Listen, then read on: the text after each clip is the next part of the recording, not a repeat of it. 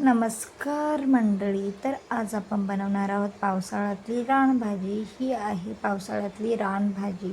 हिला बापली असे म्हणतात. ही पावसाळ्यातच मिळते. तर आपण ही भाजी आधी स्वच्छ साफ करून घेतलेली आहे आणि 2 ते 3 पाण्यात स्वच्छ धुवून घेतलेली आहेत. त्याच्यानंतर मी एका साईडला गरम पाणी करत ठेवलं होतं. या गरम पाण्यामध्ये ही 5 ते 10 मिनटं आपल्याला भाजी चांगली वाफवून घ्यायची आहे.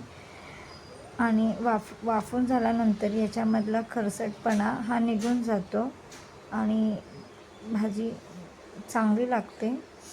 तर ही भाजी आता तुम्ही बघू शकता आपली चांगली वाफवून झालेली आहे. तर ही भाजी आता आपण एखाद्या चाळणीमध्ये काढून याच्यामधलं सगळं गरम पाणी काढून मस्त अशा थंड पाण्यामध्ये टाकून घेऊया.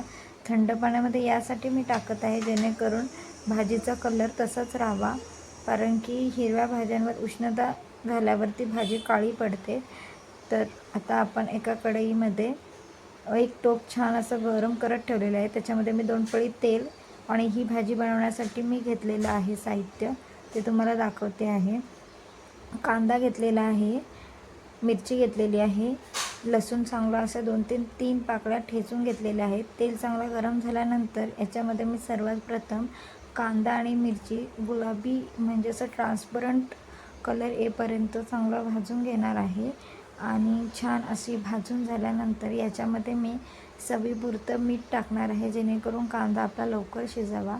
तर तुम्ही आता बघू शकता आपला कांदा हा छान असा गुलाबी कलर येईपर्यंत चांगला शिजून झालेला आहे. तर याच्यामध्ये मी आता जो आपण बारीक क्रश केलेला लसूण आहे तो टाकून घेणार आहे. लसूण पण छान असा फ्लेवर येईपर्यंत भाजून घेणार आहे. त्याच्याने लसणाचा छान असा सुगंध येतो. लसूण आपला छान असा परतून झाल्यानंतर याच्यामध्ये मी चवीपुरती थोडीशी अशी हळद टाकणार आहे. आणि हळद ही चांगली आपली कांद्यामध्ये हळद आणि मीठ टाकून चांगलं कांद्यामध्ये भाजून घेणार आहोत. आणि हळद चांगली कांद्यामध्ये मिक्स झाल्यानंतर आपण यामध्ये जी आपण वाफवून घेतलेली भाजी आहे रानभाजी ती चांगली बारीक कापून घेऊया आणि या भाजीमध्ये मिक्स करूया. आणि छान असं मिक्स करून 5 ते 10 मिनटं स्लो गॅसवर ते छान असं शिजवून घेऊया. आणि त्याच्यानंतर भाजी शिजत आल्यानंतर तुम्हाला वाटतं की भाजी आता चांगली शिजलेली आहे, तर त्यामध्ये आता आपण ओलं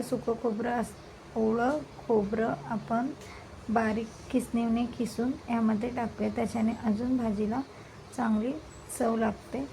तर आता ही भाजी आपली अशीच 5 ते 10 मिनिटांमध्ये शिजून झाल्यानंतर तुम्ही बघू शकता याच्यामध्ये मी आता ओलं सुकं खोबरं टाकणार आहे. ओलं सुकं खोबरं टाकून 2 ते 3 मिनटं चांगलं परतून घ्यायची भाजी. आणि शेवटी झाकण देऊन गॅस बंद करून ही भाजी वाफेवर शिजवून घ्यायची. तुम्हाला जर माझ्या रेसिपी आवडत असतील तर माझ्या चॅनल लाईक करा, शेअर करा, सबस्क्राईब करा आणि समोरच्या बेल आयकॉनवर क्लिक करा. मग कशी वाटली आपली बापलीची भाजी झालेली आहे तयार. स्वस्त खा, मस्त करा. बाय. आणि माझ्या चॅनलला सबस्क्राईब करायला मात्र विसरू नका.